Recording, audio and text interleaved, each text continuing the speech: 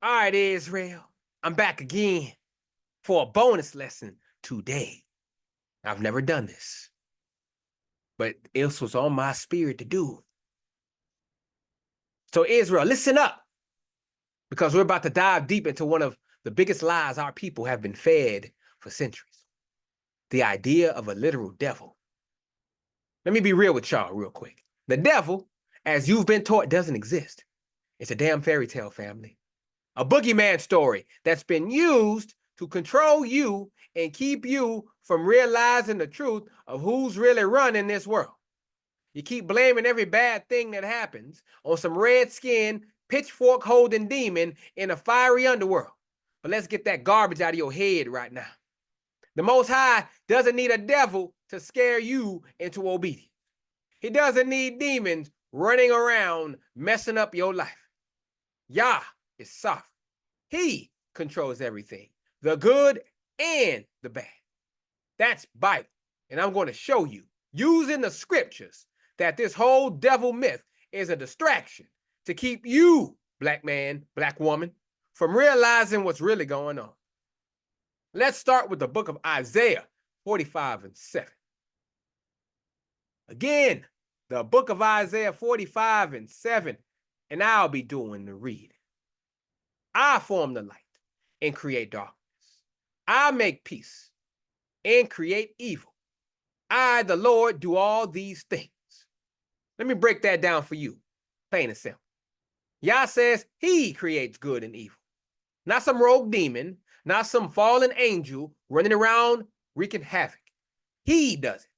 So every time you're sitting there thinking about the devil did this, the devil did that, you're giving credit to something that doesn't even exist.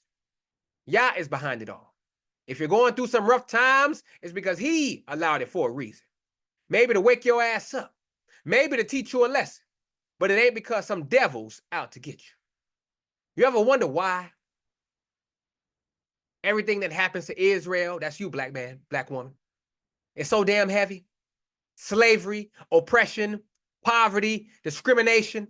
It's Yah allowing these things to happen. Why? Because we are his people, and we're being punished for our disobedience. We're getting spanked by the Most High for straying from his commandments. And it's time we stop blaming this non-existent devil and start taking responsibility. Let's go over to Deuteronomy 28 and 15 real quick. That's Deuteronomy chapter 28, 15. And it reads, "But it shall come to pass, if thou wilt not hearken unto the voice of the Lord thy God, to observe to do all his commandments and his statutes, which I command thee this day, that all these curses shall come upon thee and overtake thee." What did Yah say?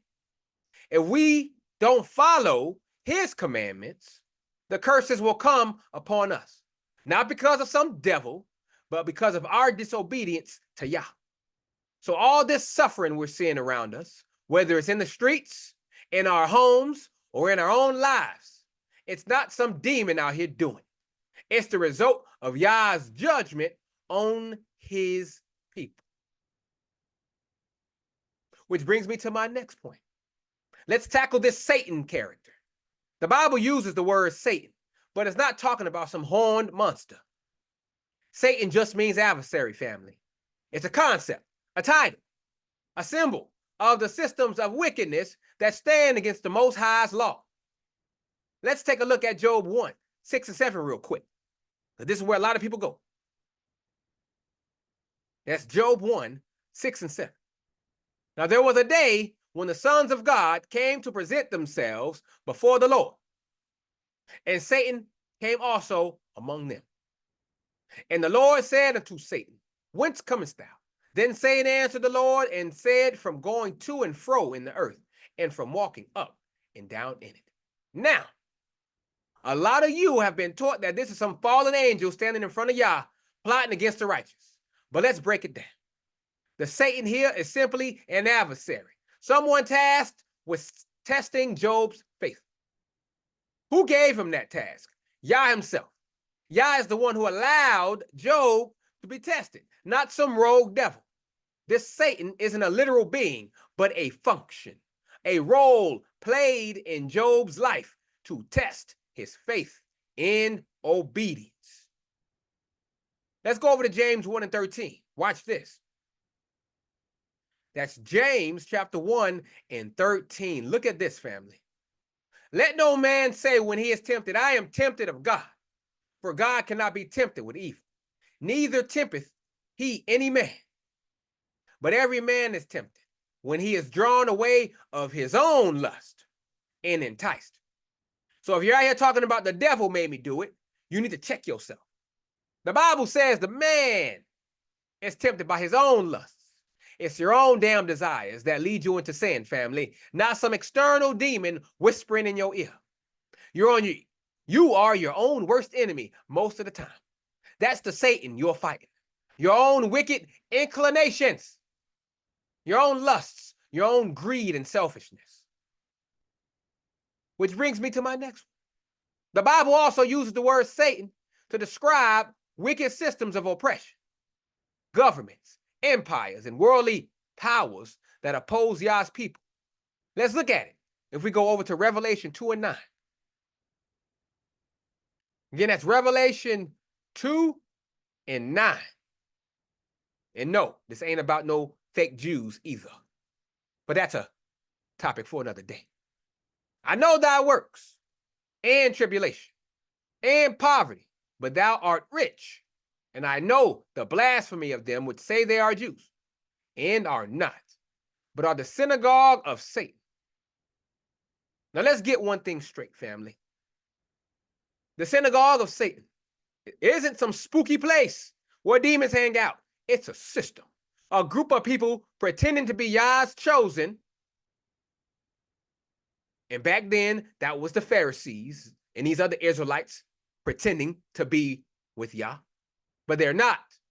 This is talking about those who claim to be Israel, but are actually working against the true people of the Most High, us, the Negro Israelites. And guess what? Those are our own people. Those were our own people, family. They are the ones perpetuating the systems of oppression, lying, and keeping us down. That's Satan. That's the adversary. It's not a mythical creature hiding in the shadows. It's the systems of people who stand in opposition to Yah's truth in his people. Y'all understand it now? Are you getting it? Is it making sense?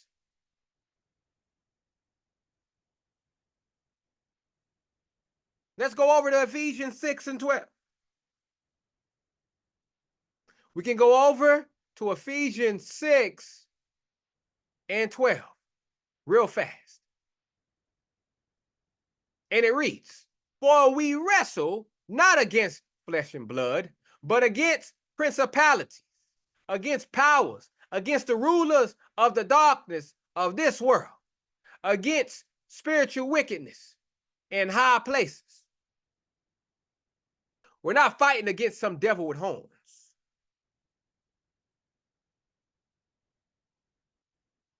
We're fighting against rulers, governments, and systems that are designed to keep us in bondage, black man, black woman. Just like the system of white supremacy, the corrupt political systems, and the economic structures that exploit and oppress our people.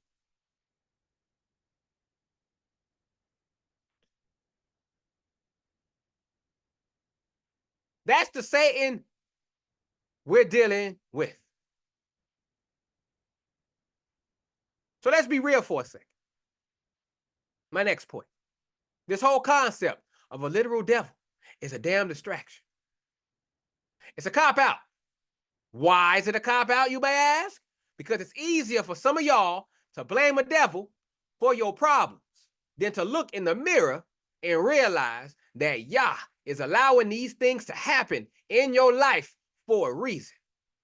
Yah is sovereign, as I told you before. He's in control of it all. The devil myth is just a way for people to avoid taking responsibility for their own actions, or worse, a way to avoid acknowledging Yah's power. So let's go see more of Yah's power, huh? Let's go over to Amos 3 and 6. Again, we're going to go over to Amos 3 and 6.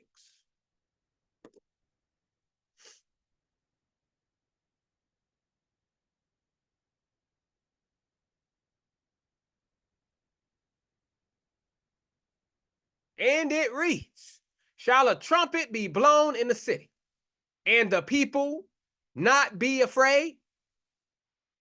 Shall there be evil in the city, and the Lord hath not done it?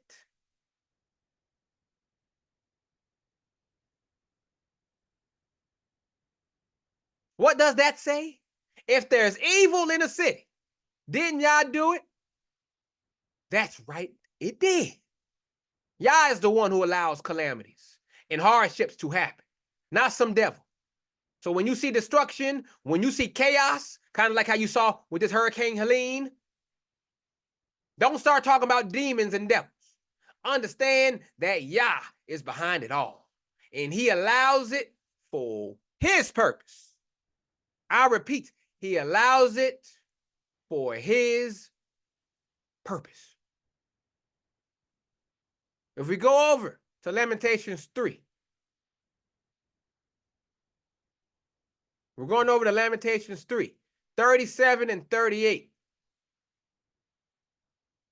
Again, it's Lamentations 3, 37 and 38. And it reads, who is he that saith, and it cometh to pass, when the Lord commanded it not? Out of the mouth of the Most High proceedeth not evil and good? Yah is in control, family, of everything, good and evil. So stop giving credit to this imaginary devil and start recognizing the Most High's power. Family, it's time to wake the hell up. This devil myth has kept you in spiritual chains for too long. You're blaming your problems on a phantom, while the real issue is your disobedience to the Most High's commandments and the wicked systems of this world that are set up to keep you down. The real battle isn't against some fallen angel, family. It's against the rulers, the principalities, and the wicked systems that perpetuate injustice and keep Israel in bondage. If you go over to John 8 and 44, that is John 8 and 44. And it reads, ye are of your father the devil, and the lusts of your father ye will do. He was a murderer from the beginning, and abode not in the truth, because there is no truth in him. When he speaketh a lie, he speaketh of his own, for he is a liar and the father of it. Family, this verse isn't talking about some literal devil.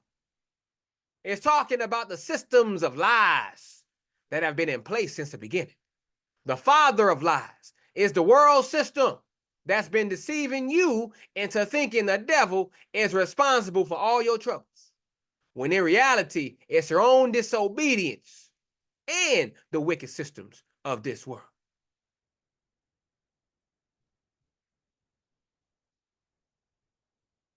So we've already shattered the myth of the devil being some literal fallen angel, running around causing chaos. Now, I want to dive even deeper into how this misconception has kept us from truly understanding the power and sovereignty of the Most High, and how it's been used to keep us spiritually blind, especially in this Eurocentric Christian framework painted by our oppressors. First point, let me tell y'all something that's going to sting. And I know it's going to sting. The devil myth is a tool of white supremacy. Yeah, I said it. Oh, well. You mad heathen? Get over yourself.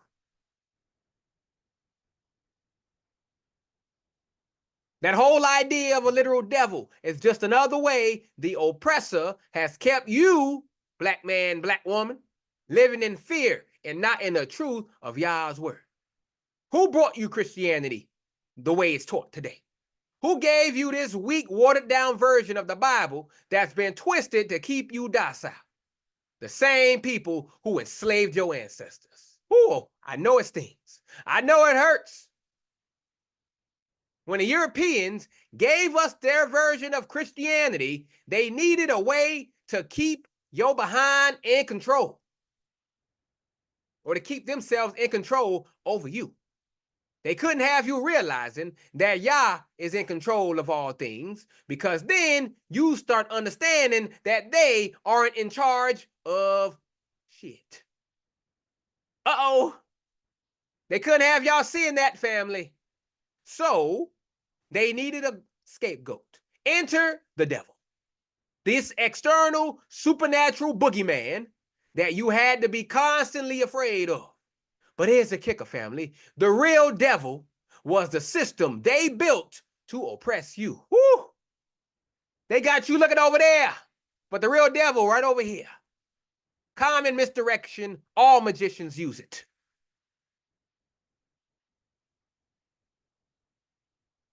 They got you looking over there, while over here, the real devil is doing all his dirty work. And nobody is calling on. The real adversary, family, was the damn slave master, the colonizer, the one who kept you in chains physically and mentally. Look what it says here if we go over to Matthew 24:24 real quick. Matthew 24:24. And it reads, "For there shall arise false Christs and false prophets, and shall shew great signs and wonders, insomuch that if it were possible, they shall deceive the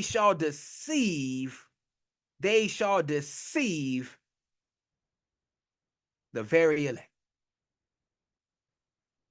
They gave you a false Christ, a whitewashed version of Yahushua. And then they gave you a false enemy, a devil that doesn't even exist. Meanwhile, the real enemy, the people running the systems of oppression, are sitting comfortably while you're too busy rebuking demons that aren't even real. That's the deception, family. You're all chasing ghosts. I need y'all to stop fighting against shadows. You've been taught to pray against the devil every time something goes wrong in your life. But you know what you should be doing? You should be praying for wisdom and discernment to navigate the real enemies, the systems of oppression that have been set up to keep you down. You're not fighting some invisible demon. You're fighting systems of wickedness that have been designed to keep you from rising to your rightful place as Yah's chosen people. Let's go back to Ephesians 6:12. Because y'all need to understand this verse very clearly. Because y'all run to this verse every time you want to say, see, demons exist, devils exist. Paul says here in Ephesians 6:12, "For we wrestle not against flesh and blood, but against principalities, against powers, against the rulers of the darkness of this world, against spiritual wickedness in high places." Now, a lot of y'all have been taught that spiritual wickedness means demons flying around, but that's not what this is talking about. This is about wicked rulers, governments, and systems that are designed to oppress, manipulate, and control people, especially you, Israel. Black man, black woman, especially you. That's what Paul is talking about here. He's telling you that your real fight is against the powers and principalities of this world, the corrupt political systems, the economic exploitation, the social injustice that targets you as a people. These are the principalities you are fighting against, not some devil sitting in hell plotting against you. The rulers of darkness are the people who run these corrupt systems, who oppress and exploit the poor, and who keep Israel in chains. The spiritual wickedness in high places is the greed, corruption, and lies that come from the top down. That's the real enemy, family. That's who you need to be looking at. Not focusing on no pitchfork demon.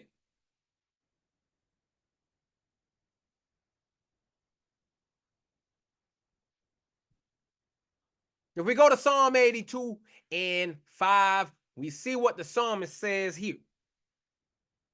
That is Psalm 82 and 5. And it reads, "They know not, neither will they understand. They walk on in darkness. All the foundations of the earth are out of course." Family, the foundations of the world are out of course because the systems that rule this world are wicked. Yah isn't talking about some devil. He's talking about the corrupt systems run by men who have no regard for righteousness. They keep you in darkness because they benefit from your ignorance. And what's one of the biggest lies they've sold you? That there's a devil out to get you. When in reality, it's their own systems of oppression that are crushing you.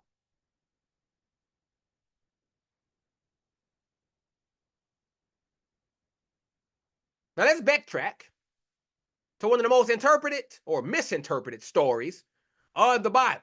Genesis 3, the story of the serpent in the Garden of Eden. Y'all have been taught that the serpent was the devil in disguise, right? Wrong. The Bible never says that. The serpent is a symbol of deception and temptation, not a literal demon or fallen angel. Let's take a look at it. Let's go to Genesis 3 and 1.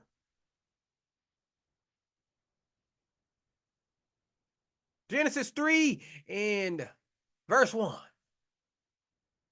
Now the serpent was more subtle than any beast of the field, which the Lord God had made. And he said unto the woman, Yea, hath God said, Ye shall not eat of every tree of the garden? Notice how the serpent is described: subtle, crafty, deceptive. This is about the power of temptation and deception that leads people away from Yah's commandments. It's not about a literal devil.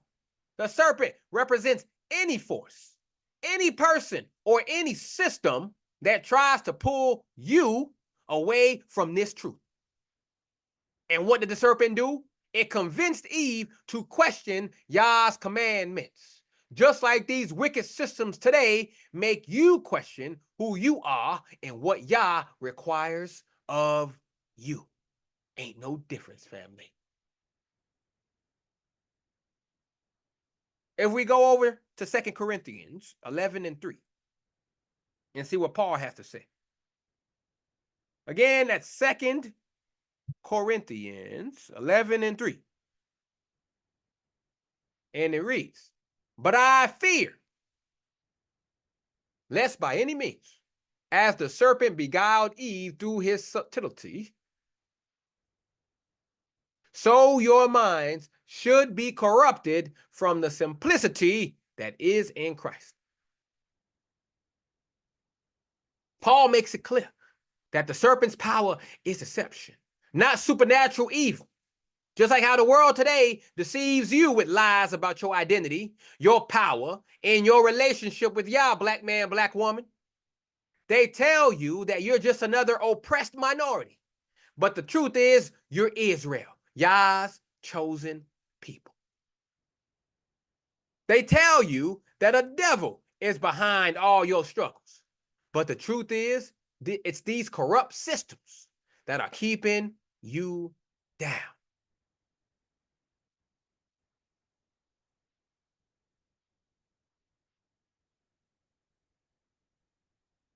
It's keeping you down, family. All of that.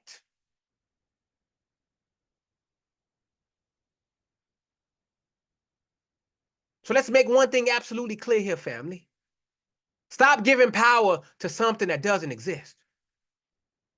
You keep talking about the devil like he's some equal force to Yah, when in reality, he's a lie.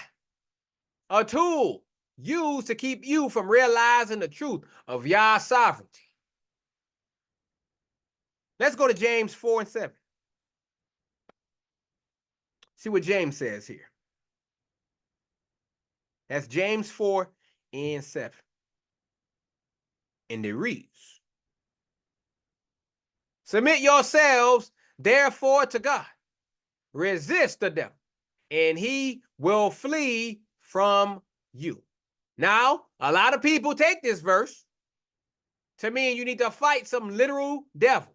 But what is James really saying here? Resist the devil means resist the systems of wickedness, the temptations, the lies, and the deceptions that pull you away from Yah. Resist the urge to blame your problems on some external force and instead turn back to Yah's commandments. When you do all of that, all the lies, all the wickedness, all the temptations, they'll flee from you because they have no power over someone who submitted to Yah. How do we know? If we go over to Proverbs, the book of Proverbs here, chapter 16, and we read verse 7. That's Proverbs 16. And we read verse number 7. And it says, when a man's ways please the Lord, he maketh even his enemies to be at peace with him. Meaning, when you are aligned with Yah's ways, the systems of wickedness have no power over you. Your enemies, whether they're people, governments, or corrupt systems, will have no choice but to back off. That's the real power you have when you stop blaming a fictional devil and start walking in Yah's truth. This devil myth has held you back for too long. It's kept you afraid. It's kept you distracted and powerless, while the real enemy, the systems of oppression that run this world, continue to keep you in chains. The Most High is in control of everything, family, good and evil. There's no devil running around causing chaos. Yah allows everything that happens. And it's time you start understanding that and stop giving credit to something that doesn't exist. Look at what Yah says in Isaiah 45 and 5. This is what the Father says here. Isaiah 45 and 5. And it reads, I am the Lord, and there is none else. There is no God beside me. I girded thee, though thou hast not known me.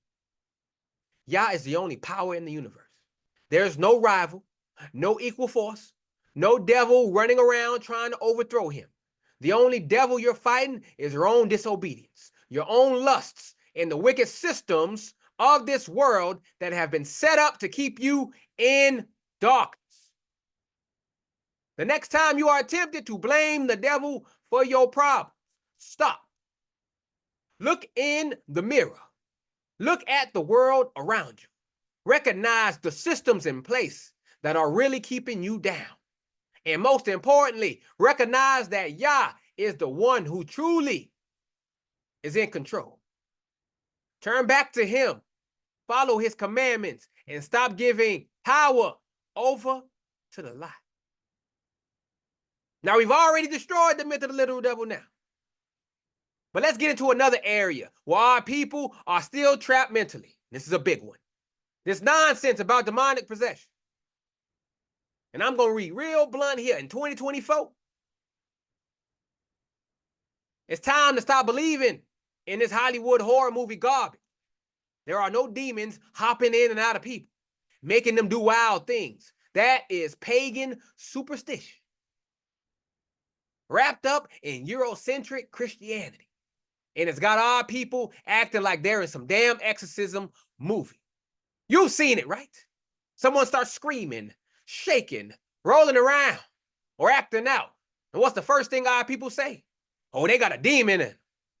Or when someone's going through some mental health issues, what do? Instead of looking at the real causes, we say they're possessed and start throwing oil and hollering. It's ridiculous. So let's break this down. Demonic possession is a lie, family. Mental and spiritual weakness is a real issue. So let's stop with the theatrics and get back to the Bible. There are no demons possessing people, taking over their bodies like in some horror flick. What you see when someone's breaking down, acting out, or losing control isn't the result of some devil jumping into them like a parasite. What you are seeing is spiritual weakness, and in some cases, mental health issues that need to be dealt with in a real practical way, not through superstitious nonsense. If we go to 2 Timothy 1:7. 2 Timothy 1:7. See what Paul had to say. It says, "For God hath not given us the spirit of fear, but of power and of love and of a sound mind." A sound mind, family. That's what Yah gives his people. So if someone is acting out of control, it's not because they've been taken over by some demon. It's because they are not operating in the spirit of Yah. They're dealing with mental struggles, emotional instability, or they're caught up in sin and disobedience, which leads to what? Confusion. But no demon is jumping in them and taking over. You know what the real demons are, family? The lies we've been fed, the generational trauma, and the systems that keep us in bondage. That's what's holding Black people down, not some supernatural possession. But it's easier for some of us to say it's the devil or it's a demon than to face the real problems staring us in the face. Because look at what Yah says here in Isaiah. In Isaiah 1:5-6. Go to Isaiah 1:5-6. Yah says, "Why should ye be stricken anymore? Ye will revolt more and more. The whole head is sick, and the whole heart faint. From the sole of the foot even unto the soul, even unto the head, there is no soundness in it, but wounds and bruises, and putrefying sores. They have not been closed, neither bound up, neither mollified with ointment." Yah is telling us here that Israel is sick from head to toe. But he's not talking about some devilish possession. He's talking about our spiritual sickness, our mental sickness that comes from walking in disobedience to his laws. He's talking about the state of the nation, how we as a people are broken, traumatized, and weakened because we've turned away from him, kind of like how we are today. That's what's really going on when someone is acting out, not some mythical demon possession. Which brings me to my next point. Let's get into the scriptures here that folks love to twist when they talk about demonic possession. One of the first stories people jump to is the man with legion in Mark 5:1-13. You know the story. There's a man living in the tombs, cutting himself, screaming, and acting wild. And supposedly he's possessed by a demon. But let's break it down for what it really is.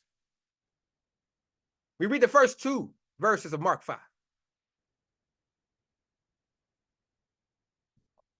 We read the first 2 verses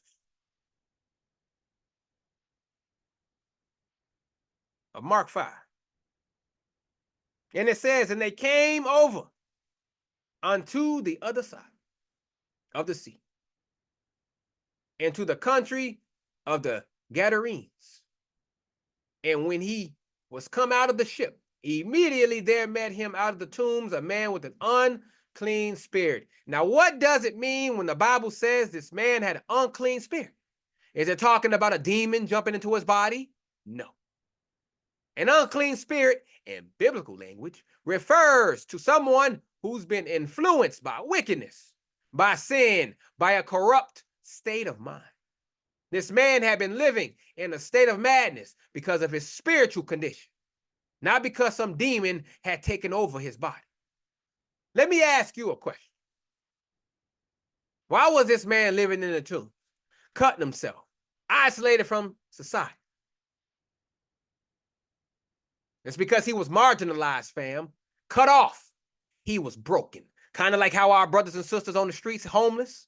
Look how crazy they be acting. Why? Because they're marginalized, cut off, broken, because they're not living in the ways of Yah. They don't have a sound mind. Their mind is corrupted.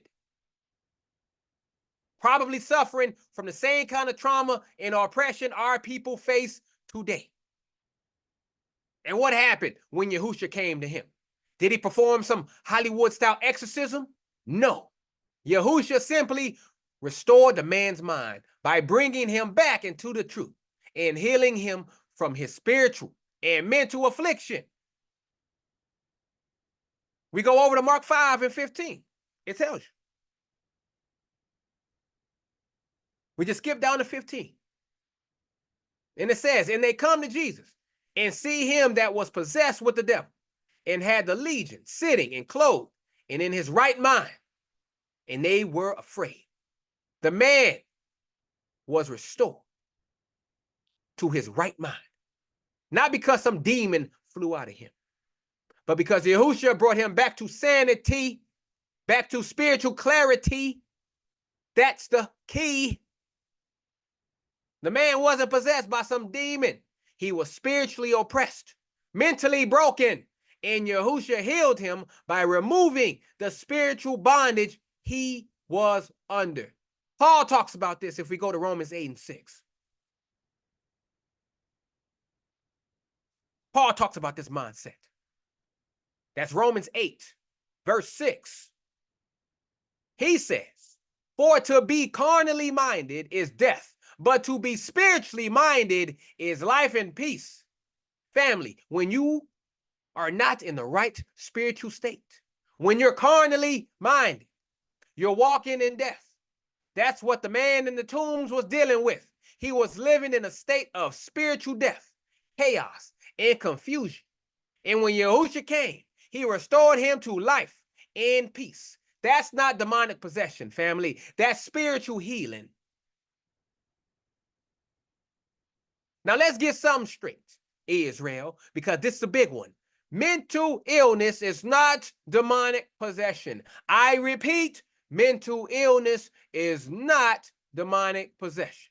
I know a lot of you were raised in environments where every time someone had a breakdown or started acting out, folks would say, oh, they got a demon.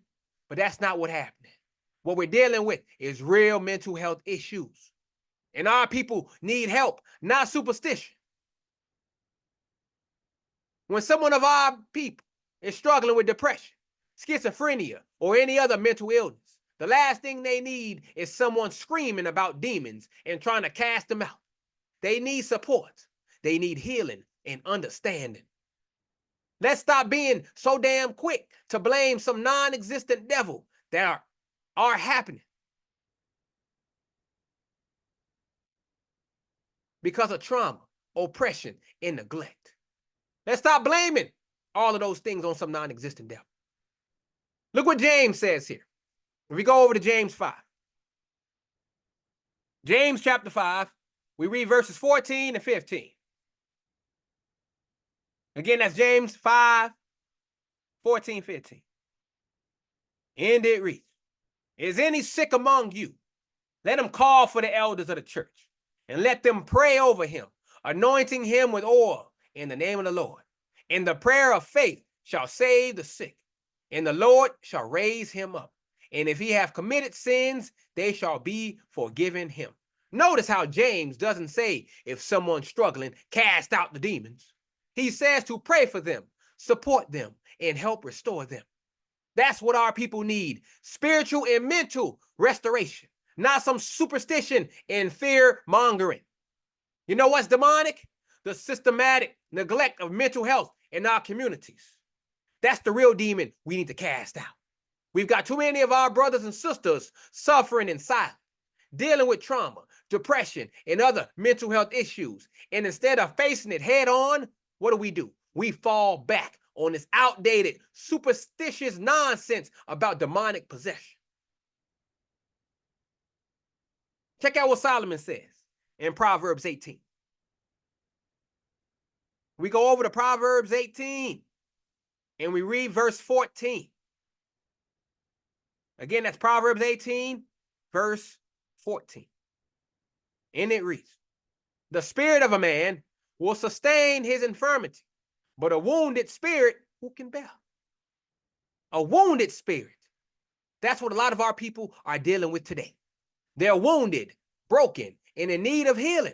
And when someone has a wounded spirit, family, it affects their mind, their behavior, their whole being. But this isn't demonic possession. It's the result of spiritual and emotional neglect. We need to address the real causes and stop blaming it on demons.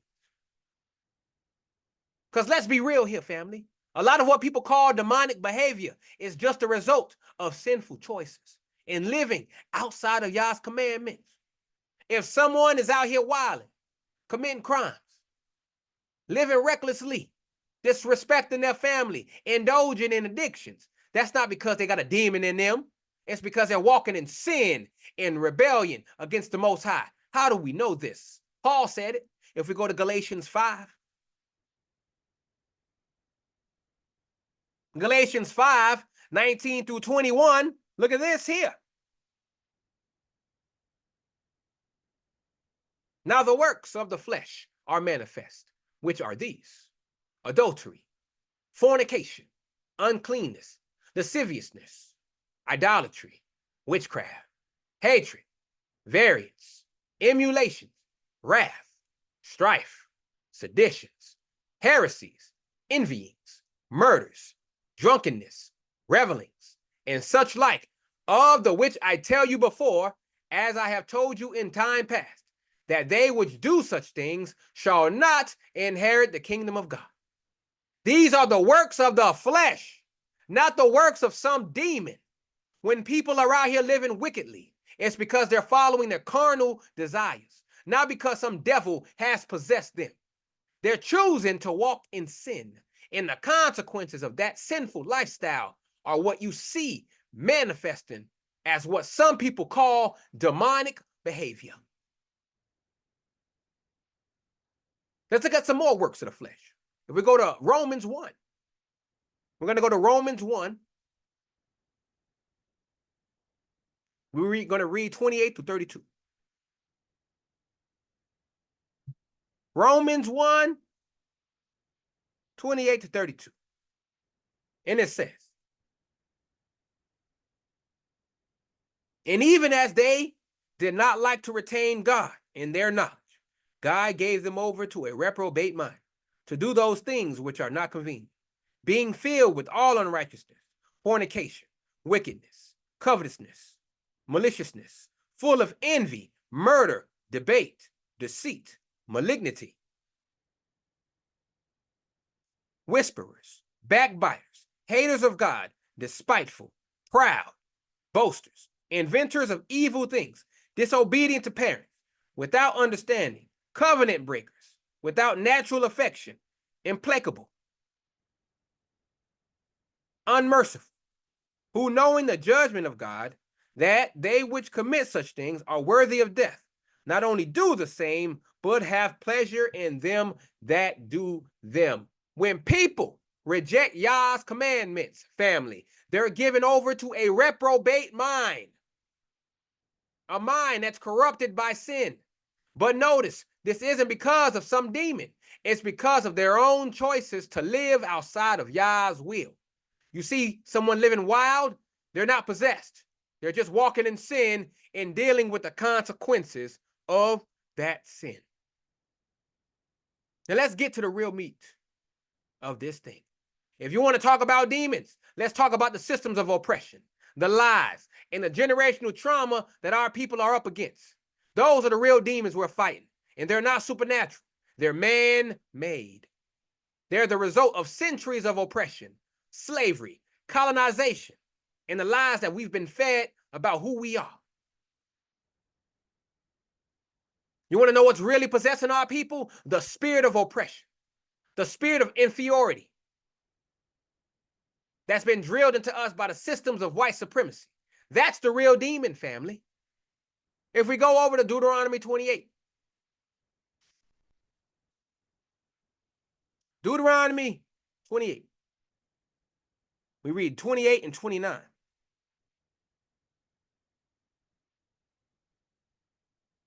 Again, Deuteronomy 28, 28 and 29, and it says, "The Lord shall smite thee with madness and blindness and astonishment of heart, and thou shalt grope at noonday, as the blind gropeth in darkness.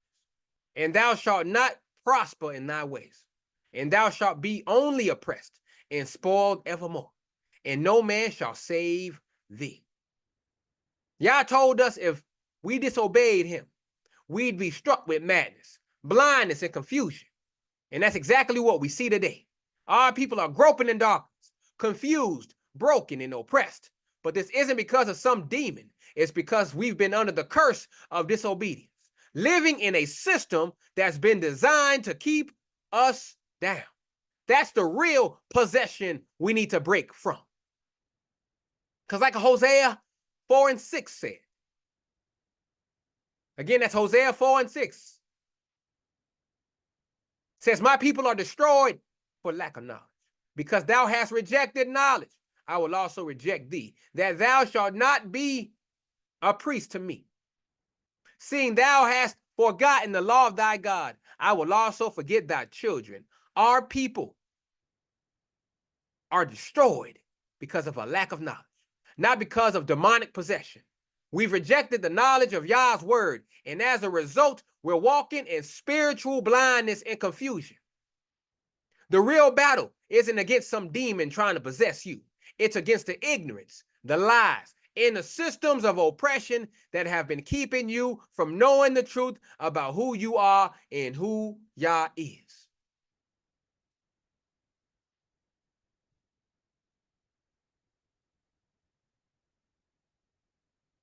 Family, it's time to stop believing in these pagan superstitions about demons and demonic possession. The Bible doesn't teach that demons are flying around, jumping into people, and making them act wild. What we're dealing with are spiritual weakness, mental health issues, and the systems of oppression that have kept us broken and confused for generations. It's time to stop blaming demons for our problems and start addressing the real issues. And what are these issues? Well, let's go over to 2 Corinthians 10, 4 and 5, so that Paul can show you. 2 Corinthians 10, 4 and 5. And it reads, "For the weapons of our warfare are not carnal, but mighty through God, to the pulling down of strongholds, casting down imaginations, and every high thing that exalteth itself against the knowledge of God, and bringing into captivity every thought to the obedience of Christ." Family, the real battle is a spiritual battle, but it's not against some mythical demons. It's against the strongholds of lies, ignorance, and oppression that have been set up to keep us in bondage. And we can only pull those strongholds down by returning to Yah's commandments, embracing the truth of his word, and walking in obedience. So next time you see someone struggling, don't say they're possessed. Pray for them. Support them. Help them get the spiritual and mental healing they need. And most importantly, stop giving power to a lie that's been used to keep your behind in fear. Yah is in control, and nothing happens outside of his will. There's no devil, no demon, no supernatural force holding you down. Just the lies of this world and your own disobedience. Now that we've broken down the lies, tore apart the superstitions, and exposed ignorance for what it is, let's bring this thing to a close on a note that'll shake you out your sleep. Because I'm not here to play games with your soul. This is your life, your heritage, your identity on the line. And in these last days, family, you don't have time to be playing around with foolish doctrines, chasing ghosts, and blaming imaginary demons while you're ignoring the real enemy, your own disobedience, and the wicked systems keeping you bound. You want to talk about possession? Well, the only thing that needs to be possessing you right now is the spirit of truth, the spirit of power, and the spirit of Yah's commandments. That's it, period. If you're not being possessed by righteousness, you're wasting your time. Stop being afraid of some non-existent devil and start fearing the only one who holds your life in his hands, the Most High Yah. Let's get real for a second. Let's get real. You're out here worried about demons that don't even exist, but you're not worried about the judgment that's coming for those who refuse to walk in righteousness? You're not concerned with the fact that our nation is still in captivity, that we're still at the bottom, still oppressed, still blind to the truth of who we are because we have refused to return to Yah's laws?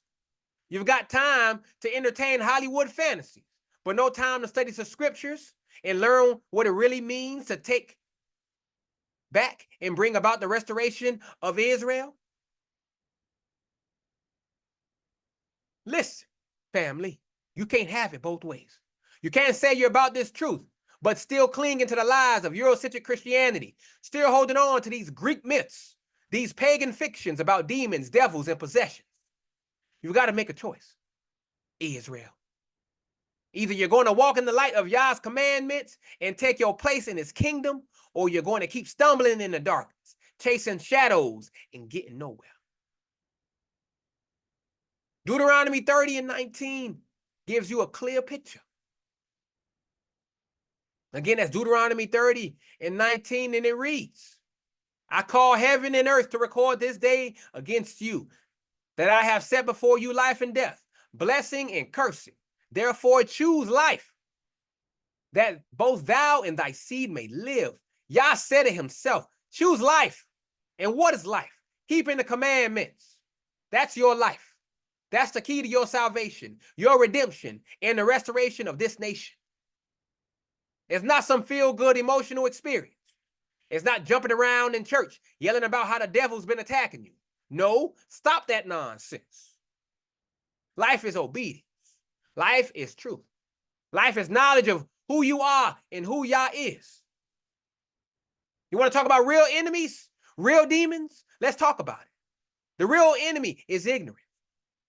The real enemy is the lie that's been fed to you since the day you were born. The lie that says you're just some insignificant group of people, that your history starts with slavery, that your identity is tied to the very nations that enslaved you. That's the real enemy. The enemy is the system of white supremacy that has erased your heritage, stolen your identity, and replaced it with lies. The enemy is a church system that's been teaching you to worship a white Jesus, to believe in a hell that doesn't exist, and to fear a devil that's nothing more than a figment of the imagination. That's your enemy. We are destroyed for lack of knowledge, family. And for too long, far too long, we've rejected that knowledge, clinging to the lies of the nations instead of the truth of Yah's word. But no more, not today. Today is the day your ass wake up. Today is the day you reject the lies of this world and embrace the truth of your heritage, your identity, and your purpose, black man, black woman. Your purpose is to rule, not to fear, Israel, because you weren't put on this earth to live in fear, to be slaves, to be at the bottom of society, or to be running around scared of demons. You were born to rule. You were born to be kings and priests, to be the light to the nations, to bring order, justice, and righteousness to this earth. That is your destiny. As it says, if we go over to Revelation 5 and 10. Revelation 5 and 10. And it reads, and hast made us unto our God kings and priests, and we shall reign on the earth. Do you see this, Israel? We're supposed to be ruling this earth, not running around acting like victims, blaming the devil for our problems. There's no devil holding you back. You're holding yourself back because you've forgotten who you are and what you're called to be. Yah made us to reign, to have dominion, to bring righteousness of his law to this whole earth. That's your calling. Don't let anyone tell you different. Look at what he tells you here. If we go to Deuteronomy 28 and 13. This is your destiny right here, family. Deuteronomy 28 and 13. And it reads, and the Lord shall make thee the head, and not the tail. And thou shalt be above only, and thou shalt not be beneath, if that thou hearken unto the commandments of the Lord thy God, which I command thee this day, to observe and to do them. It's written.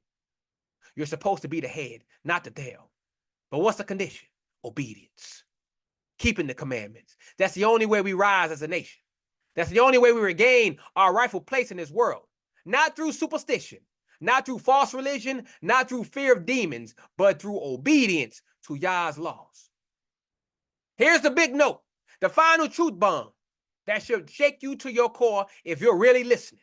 Christ is coming back, and he's coming to restore Israel. That's you, black people. He's not coming to fight some cosmic battle with the devil and a bunch of demons. He's coming to put the nations under his feet and establish the kingdom of Israel right here on this earth. And if you're still playing around with these fairy tales about demons and devils, you're going to miss what's really happening. Christ's second coming is about power, about dominion, about establishing his righteous rule. And guess who's going to be ruling with him? You, Israel. But only if you're ready. Only if you're walking in truth. Only if you've thrown off the lies and embraced the commandments. Let's see that in action. Revelation 2. That's Revelation 2, 26 and 27. Again, Revelation 2, 26, 27. And it reads, and he that overcometh and keepeth my works unto the end, to him will I give power over the nation. And he shall rule them with a rod of iron. As the vessels of a potter shall they be broken to shivers, even as I received of my Father. That's what's coming, Israel. Power over the nation. Rulership, dominion. That's your future if you overcome. If you keep the commandments, if you reject the lies and walk in the truth of who you are. Stop being scared of the devil and start preparing to rule with Christ. You want the kingdom? It's yours. But you got to take it. And you're not taking it by running around scared of demons or by blaming the devil for your problem. You take the kingdom by walking in righteousness, by living in obedience, by standing up in the truth of who you are, the children of Israel, the chosen people of Yah. Because check out what the Most High Son says here in Matthew 11 and 12.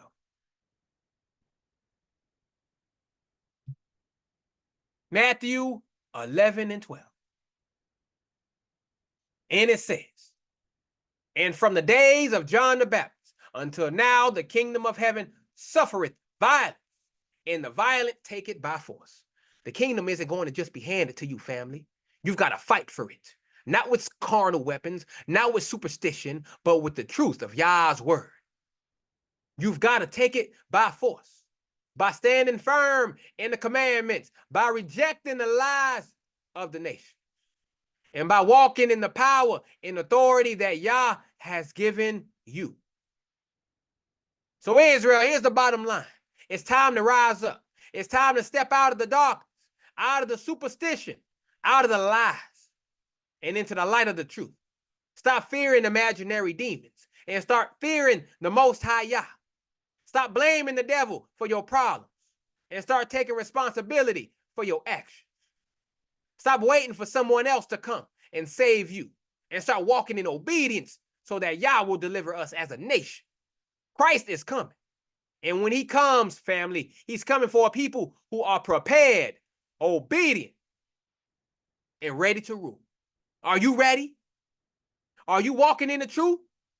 Have you thrown off the chains of ignorance? Or are you still clinging to the lies of this world? If you are ready to rise, if you're ready to take your place in the kingdom, then it's time to stop playing games. Get serious about this truth. Get serious about your heritage. Get serious about Yah's commandments. The future is yours, Israel. The kingdom is yours, but you got to take it. If we go to Luke 12 and 32, we end with this scripture. Luke 12 and 32. Christ says this, Yah wants, fear not, little flock, for it is your Father's good pleasure to give you the kingdom. Yah wants to give you the kingdom, Israel. It's yours for the taking. So rise up, walk in the truth, and take your place in the righteous rulership that's coming. Shalom, Israel. The time is now. Let's get it. And with that, I end my lesson. All praises and great glory to the Most High Yah for allowing me to impart this wisdom upon your ears this day. May you take this wisdom and apply it to your life and truly start living in the Most High's word. Get rid of the superstition. Get rid of the fairy tales, family. All that's true is what this Bible says. It's what the Most High says. Don't listen to what the heathen say, because it's all supernatural garbage. And with that being said, family, I pray you guys enjoy the rest of your day. I will be back again next Sabbath day, Yah willing, to be doing Genesis 21. Until then, family, shalom.